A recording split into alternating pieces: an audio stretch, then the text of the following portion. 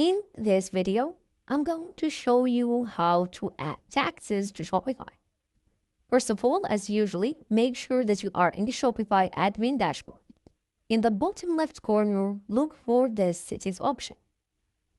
Once you are here, in the left section, look for taxes and duties. Click on that section. Now you should be on this page. It might look slightly different for you depending on the region. This is a United States region. So you can see that Shopify Tax Services is already active into this account automatically. If you don't see this, you will see a button that says Collect Sales Tax. Now the process is pretty similar. Once you activate that, you will be good to go.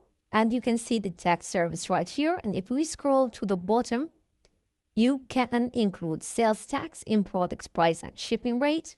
You can also charge sales tax on shipping or charge VAT on digital products. Just make sure whatever settings you change, you click on Save. Once you have done that, you can also specify for tax regions. So for example, for Canada, I can click on it and I can add sales tax, as you can see right here, collect it in a new region.